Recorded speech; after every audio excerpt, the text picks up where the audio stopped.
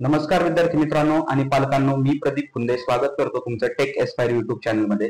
तर मित्रांनो, आपली कॅप ऍडमिशन प्रोसेस जी आहे ती सुरळीतपणे चालू आहे आणि तुम्ही तिच्यामध्ये पार्टिसिपेट करतायत। ओके, पण आता काय झालंय की बरेचसे कॉलेजेस जे आहेत पुण्यामधील असो किंवा पुण्याच्या बाहेरचे कॉलेजेस आहेत, तर त्यांनी त्यांचे स्पॉट ऍडमिशन साठी जे ऍप्लिकेशन फॉर्म आहेत, त्याचबरोबर आयएलएस ऍडमिशन साठी जे ऍप्लिकेशन फॉर्म आहेत ते सुरू केले आहेत। ओके, तर आजच्या या व्हिडिओमध्ये मी तुम्हाला सांगणार आहे की म्हणजे आपण डिस्कस करणार आहोत की नक्की आपण स्पॉट राऊंड साठी किंवा आयएलएस राऊंड साठी जाणं योग्य आहे की नाही। ओके, त्याच्यामध्ये आपण पूर्ण पैलूंचा आपण विचार करणार आहोत आणि त्याच्यानंतर मी तुम्हाला सांगेल की समजा कोणत्या विद्यार्थ्याने समजा त्याच्यासाठी जाणं योग्य आहे आणि कोणत्या विद्यार्थ्याने त्याच्यासाठी जाणं योग्य नाही, तर ते तुम्हाला मी सांगणार आहे। याच्यानंतर आपण लास्टला कन्क्लूड करणार आहोत। ओके, तर हा व्हिडिओ पाहिल्याच्या नंतर तुम्हाला पूर्ण प्रोसेस समजून जाईल, स्पॉट राऊंडची प्रोसेस आणि कॅप राऊंडची प्रोसेस। त्याचबरोबर या व्हिडिओमध्ये मी तुम्हाला ज्या कॉलेजेसनी जे नामांकित कॉलेजेस आहेत तर त्यांचे जे स्पॉट ऍडमिशनचे ऍप्लिकेशन फॉर्म आहेत तर ते तुम्ही कसे भरू शकता, त्यांच्या ज्या पीडीएफ आहेत, त्यांनी जे लॉन्च केलेल्या पीडीएफ आहेत तर ते मी तुम्हाला दाखवणार आहे। त्याच्यामध्ये बरेचसे पुण्यामध्ये सीओईपी, पीआयसीटी, कमिन्स, त्याच्याबरोबर व्हीआयटी, पीसीसीओई, तर या कॉलेजचा समावेश असणार आहे आणि आपण एक फायनल कन्क्लुजन काढणार आहोत की समजा तुम्ही जायला पाहिजे की नाही। आता स्पॉटसाठी ठीक आहे, एक स्पॉटसाठी वेगळं कन्क्लुजन असणार आहे आणि आयएलएस साठी वेगळं कन्क्लुजन असणार आहे। आता ज्या विद्यार्थ्यांना समजा माहिती नाही, ज्या पालकांना माहिती नाही की समजा स्पॉट राऊंड म्हणजे काय असतो किंवा आयएलएस राऊंड म्हणजे काय असतो, तर त्यांच्यासाठी आपण या आपल्या चॅनलवर एक सेपरेट डेडिकेटेड व्हिडिओ बनवलेले आहेत। म्हणजे स्पॉट राऊंड साठी वेगळा व्हिडिओ असणार आहे आणि आपला आयएलएस राऊंड साठी वेगळा व्हिडिओ असणार आहे। तर त्या व्हिडिओची लिंक मी या व्हिडिओच्या डिस्क्रिप्शन मध्ये प्रोव्हाइड करतो। फर्स्ट ऑफ ऑल तुम्ही ते व्हिडिओ पहा। ओके, म्हणजे एकदा समजून घ्या प्रोसेस की स्पॉट राऊंड म्हणजे काय असतो आणि आयएलएस राऊंड म्हणजे काय असतो आणि त्याच्यानंतर हा व्हिडिओ पहा की तुम्हाला तिथं जाणं योग्य आहे की नाही। त्याच्यामुळे तुम्हाला स्पॉट आणि आयएलएस मध्ये जाणं योग्य आहे की नाही किंवा ही जी प्रोसेस आहे तिच्यामध्ये एक पण डाऊट उरणार नाही तुम्ही जर हे 3 व्हिडिओ व्यवस्थित पाहिलं तर ठीक आहे मित्रांनो, आपण सुरू करूया व्हिडिओला। तुम्हाला आता मी दाखवतो की नक्की पीडीएफ कोणत्या आहेत। ओके, म्हणजे ऍप्लिकेशन फॉर्म कशा पद्धती असणार आहे आणि त्याची फीज कशा पद्धतीने असणार आहे। मी ही जी पीडीएफ पाहताय तर ती सीओईपी साठी आहे, स्पॉट राऊंड साठी। ओके, जे विद्यार्थी इंटरेस्टेड असतील तर त्यांनी सीओईपी ची ऑफिशियल वेबसाईट व्हिजिट करा। त्या ठिकाणी तुम्हाला स्पॉट राऊंड बद्दल जे त्यांचं शेड्यूल आहे, त्यासोबत ऍप्लिकेशन फॉर्मची लिंक आहे, ते तुम्हाला सर्व गोष्टी तिथं तुम्हाला मिळून जातील। ओके, देन देन नेक्स्ट आहे पीआयसीटी साठी। तर पीआयसीटीने ही पीडीएफ रिलीज केली आहे, म्हणजे स्पॉट राऊंड साठी, त्याच्याबरोबर आयएलएस राऊंड साठी। ओके, तुम्हाला यापेक्षाही जास्त माहिती त्यांच्या ऑफिशियल वेबसाईटवर मिळून जाईल। जर तुम्ही इंटरेस्टेड असाल तर नक्की त्यांच्या ऑफिशियल वेबसाईटला व्हिजिट करा। त्याचबरोबर पीआयसीटीने इथं सीट मॅट्रिक्स प्रोव्हाइड केली, म्हणजे त्यांच्याकडे समजा कॉम्प्युटर इंजिनिअरिंग साठी 36 सीट अवेलेबल आहेत इन्स्टिट्यूशनल राऊंड साठी। Okay, same for ENTC 36 seat, त्यानंतर आयटी साठी 27 सीट्स, एआयडीएस साठी 9 आणि ईसीई साठी सुद्धा 9 सीट। तर या पद्धतीने तुम्हाला इथं सीट मॅट्रिक्स प्रोव्हाइड केली। त्याचबरोबर कमिन्स कॉलेज फॉर वुमेन यांनी प्रोव्हाइड केली। ओके, पीडीएफ फक्त कमिन्स कॉलेजचे जे ऍप्लिकेशन फॉर्म आहेत आयएलएस राऊंड साठी किंवा स्पॉट राऊंड साठी तर ते त्यांचे ऑफलाईन आहेत, ऑनलाईन त्यांचे फॉर्म नाही आहेत। तर तुम्ही नक्की त्या ठिकाणी available round application form submit करू शकता।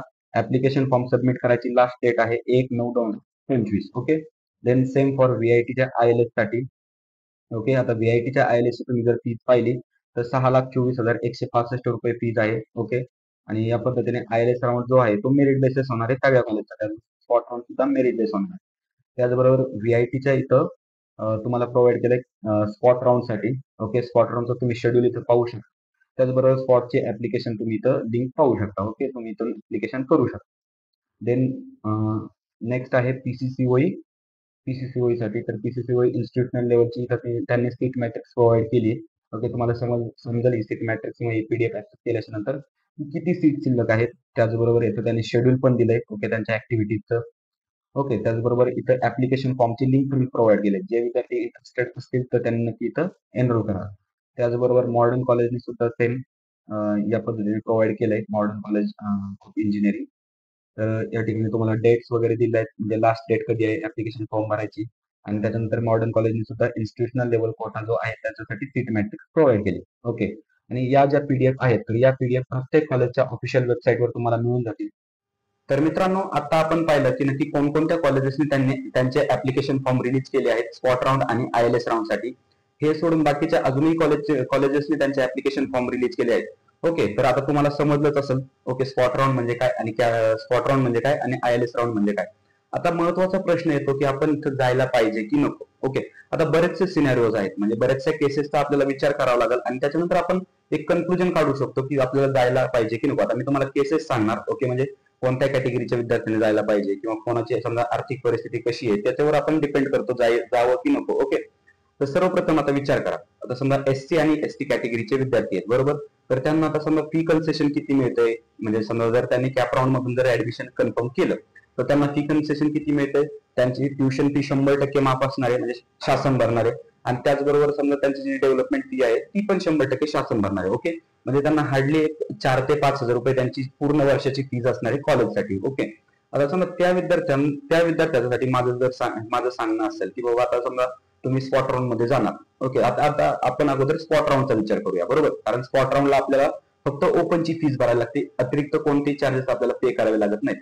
तर स्पॉट राऊंड मध्ये जर जाणार असाल तुम्ही तर तुम्हाला समजा 70, 80, 90 हजार रुपये काय जे असतील, समजा कॉलेजवर डिपेंड करतात. काही कॉलेजच्या फीज जास्त आहेत, काही कॉलेजच्या फीज कमी आहेत, पण आपण जनरली समजा 1 लाख रुपये तुम्ही जास्त इन्व्हेस्ट करणार आहे प्रत्येक वर्षी, म्हणजे असे झाले 4 लाख रुपये.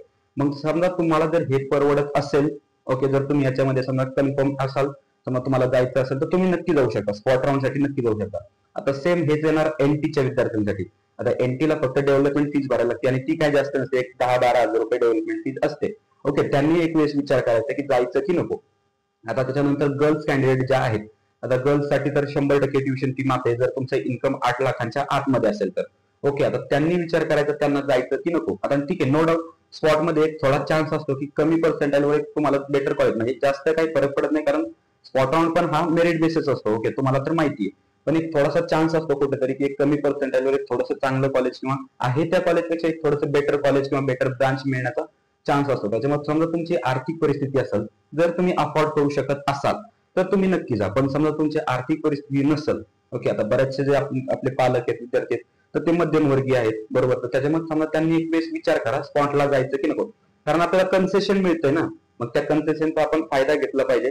तर त्या गोष्टीसाठी तुम्ही थोडासा विचार करा. आता समजा आता जे ओपन कॅटेगरीचे विद्यार्थी आहेत, ओके, ओपन कॅटेगरीचे विद्यार्थी आहेत किंवा ओबीसी कॅटेगरीचे विद्यार्थी, आता ओबीसी किंवा SCBC जर कॅटेगरीचे विद्यार्थी जर तुम्ही असाल तर स्पॉट मध्ये तुम्हाला काही जास्त फरक पडणार नाही, म्हणजे ट्युशन फीच्या 50% समजा तुम्हाला ऑलरेडी कन्सेशन होत आहे. आणि जर तुम्ही स्पॉट मध्ये गेला तर तेवढं फक्त 50% जे कन्सेशन आहे तर ते तुमचं कॅन्सल होणार आहे. ओके, तर यांनी एक वेळेस विचार करा, म्हणजे थोडंसं बजेट जर थोडं आपलं वाढवून, म्हणजे इन्व्हेस्टमेंट वाढवून जर आपल्याला बेटर कॉलेज भेटत असेल तर यांनी विचार करावा. आणि त्याच्यानंतर मेन गोष्ट म्हणजे समजा जे विद्यार्थी डायरेक्टली ओपन कॅटेगरीचे आहेत, ओके, डायरेक्टली ओपन कॅटेगरीचे आहेत, ज्यांना ओपनची फीज भरायची, तर तुम्ही नक्की विचार करा स्पॉट राऊंड मध्ये जाण्यासाठी. ओके, कारण तशी तुम्ही कॅप मधनं ओपनचीच फी पे करणार आहे. ओके, आणि तसं पण स्पॉट मध्ये आपल्याला ओपनचीच फी लागते, त्याच्यामुळे तुम्ही विचार करा त्या गोष्टीचा. ओके, आता मेन महत्वाची गोष्ट म्हणजे 4थ्या राऊंड पर्यंत आपल्याला कॉलेज कोणतं तरी घेऊन ठेवायचंय, म्हणजे थोडक्यात तुमचं जे असेल ते कॉलेज समजा जे तुम्हाला अलॉट झालं ते तिथं ऍडमिशन घ्यायचंय, तिथं तुम्हाला फीज पे करायची. ओके, आणि त्याच्यानंतर स्पॉटसाठी तुम्हाला त्या दिवशी समजा तुमच्याकडे फीज सोबत असणं गरजेचं आहे. आणि तिथं तुम्ही ऍडमिशन जर घेतलं तर तुमचं पहिलं जे ऍडमिशन आहे कॅप राऊंड मधनं तर ते तुमचं कॅन्सल होणार आणि स्पॉट मधलं ऍडमिशन तुमचं कन्फर्म होणार. तर ही प्रोसेस असणार स्पॉट साठी. ओके, आता नेक्स्ट आणि महत्वाचा विषय म्हणजे ILS राऊंड. ILS राऊंड म्हणजे काय, तर थोडक्यात पहिले जे होतं मॅनेजमेंट ऍडमिशन, तर त्याला आता रिप्लेस करून ILS राऊंड आणलाय. ओके, पण ILS राऊंडचा जर तुम्ही एकदा बारकाईने जर विचार केला तर समजा आता एक एक्झाम्पल घेऊ, VIT कॉलेजची फीज किती आहे ILS साठी, तर 6,24,000 समथिंग VIT कॉलेजची एका वर्षासाठी आहे. ओके, बरेचसे पालक आणि विद्यार्थी याच्यामध्ये कन्फ्युज होतात की जी ती फी तुम्ही डिस्प्ले होती PDF मध्ये आपण आता जी फीज पाहिली तर ती प्रत्येक वर्षी आपल्याला भरायची, ना की एकाच वर्षी. ओके, प्रत्येक वर्षी ती तेवढी फी भरायची. म्हणजे समजा एखादा मुलगा जर VIT तून जर CS करत असेल समजा ILS मधून, ओके, तर त्याला इन्व्हेस्टमेंट किती आली त्याची, समजा 6 लाख एका वर्षाची, एक 25-26 लाख रुपये त्याला लागणार, बरोबर. आता ते राहणं खाणं वगैरे त्या गोष्टी तर वेगळ्या राहिला, फक्त एक अकॅडमीचा फीचा जर आपण विचार केला तर एवढी तुम्हाला फीस लागणार. मग तुम्ही विचार करायचा आहे, म्हणजे आता ज्यांची आर्थिक परिस्थिती नाही त्यांनी ILS चा विषय डोक्यातूनच काढा, म्हणजे त्यांनी जाऊच नका, काही उपयोगच नाहीये ना. समजा ठीक आहे तुम्ही 25-26 लाख रुपये इन्व्हेस्ट पण करणार, रिटर्न ऑन इन्व्हेस्टमेंट काय आहे तुमची, ROI तुमचा काही झिरोच आहे ना. कारण हे बघा प्लेसमेंट VIT तुम्हाला माहिती आहे आता क्राऊड किती आहे, VIT असो किंवा बाकी कोणतीच कॉलेज आहे, कोणतंच कॉलेजेस आपल्याला 100% प्लेसमेंटची गॅरंटी देत नाही. भले ते PICT असो, COEP असो, नाही तर IIT बॉम्बे असो, कोणतंच कॉलेज 100% प्लेसमेंटची गॅरंटी देतं का, नाही. म्हणजे करायचं असतं, जे एफर्ट्स घ्यायचे असतात ते कोणाला घ्यायचे, विद्यार्थ्याला घ्यायचे असतात. त्याच्यामुळे त्यांनी ते एफर्ट जरी थोडेसे एक लोअर कॉलेजेसमध्ये घेतले, ओके, म्हणजे ती इन्व्हेस्टमेंट कुठेतरी त्याची बेटर होईल, बरोबर. आता VITचं आपण जर एक्झाम्पल घेतलं तर 25-26 लाख रुपये तुम्ही इथं घालणार आहेत. ओके, आता समजा जे मिडल क्लास लोक आहेत तर ते याच्यापासून जरा दूरच राहा, म्हणजे काय गरज पण नाही आहे ना आपल्याला त्याची. कारण ऑलरेडी समजा तुम्हाला VITचं जर इन्स्टिट्यूशनल भेटत जर असेल तर समजा नक्कीच तुमचे पर्सेंटाईल थोडेसे चांगले आहेत, कारण ती पण प्रोसेस जी आहे ती मेरिट बेस आहे, बरोबर.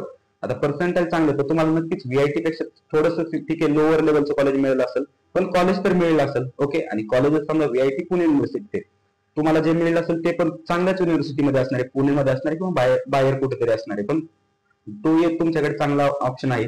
त्याच्यामुळे तुम्ही विचार करा की आपल्या रिटर्न ऑन इन्व्हेस्टमेंट किती आहे, बरोबर. कारण 25-26 लाख रुपये जर आता आपण घालत असो इथं आयएलएस साठी, फक्त कोणत्या हट्टापायी की मला एक चांगलं कॉलेज पाहिजे, मला एक चांगलं कॉलेज पाहिजे, ह्या हट्टापायी जर आपण 25-26 लाख रुपये घालत असू तर त्याच्यावरची तुम्ही रिटर्न ऑन इन्व्हेस्टमेंट पहा.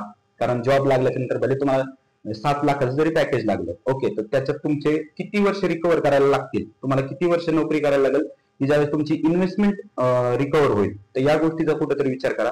आणि समजा तुमची आर्थिक परिस्थिती खूपच चांगली, बरोबर, आता असे बरेचसे कमी पालक असतील की ज्यांची आर्थिक परिस्थिती खूप चांगली, ते शिक्षणावर समजा 25-26 लाख रुपये खर्च करू शकतात, तर ठीक आहे तुम्ही जाऊ शकता, काही हरकत नाही. कारण आर्थिक परिस्थिती जर आहे, तुम्ही तेवढे पैसे समजा इन्व्हेस्ट करू शकता आणि त्याच्यानंतर रिटर्नची अपेक्षा पण करू शकत नाही. म्हणजे समजा ठीक आहे त्याचं रिटर्न समजा 2-3-4 वर्षात मध्ये झालं तरी तुम्हाला काही अशी हरकत नाही किंवा एवढे एक्सपेक्टेशन तुमचे नाही, तुम्ही नक्कीच जाऊ शकता, काही एक प्रॉब्लेम नाही. ही जी प्रोसेस जी असणार आहे ती सुद्धा आपली मेरिट बेसवर असणार आहे.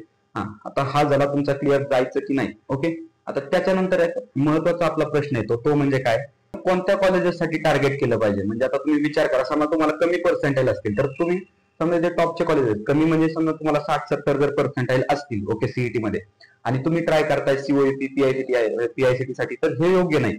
म्हणजे तुम्हाला माहिती आहे की तुम्हाला मिळणार नाही, तरी पण का ट्राय करायचं, बरोबर. आता बरेचसे पालक, बऱ्याचशा विद्यार्थ्यांचा फोन येतात की बाबा आम्हाला एवढे एवढे पर्सेंटाईल म्हणजे 60-70 पर्सेंटाईल आहेत, मग आम्ही जावं का स्पॉट राऊंड साठी, आयएलएस साठी, पीआयसीटीच्या. तर बिलकुल जाऊ नका, कारण तिथं तुम्हाला चान्सेसच खूप कमी, म्हणजे नाहीच आहेत चान्सेस. थोडक्यात जर आपण विचार केला तर कॉलेजच्या हिशोबाने जर विचार केला तर तिथे चान्सेस खूप कमी आहेत. ओके, तर त्याच्यापेक्षा काय करा, तर तुम्ही रेकॉर्ड्स पहा, मागचे रेकॉर्ड्स, की स्पॉट मध्ये या कॉलेजचा किती गेलता कट ऑफ, किंवा जे ऑलरेडी स्टुडंट आहेत, फॅकल्टी आहेत कॉलेजेस, तुमच्या जर ओळखीचे कोणी असतील किंवा तुमचे काउन्सिलर असतील तर त्यांना तुम्ही विचारा, ओके, की आपण कोणत्या कॉलेजसाठी ट्राय केलं पाहिजे.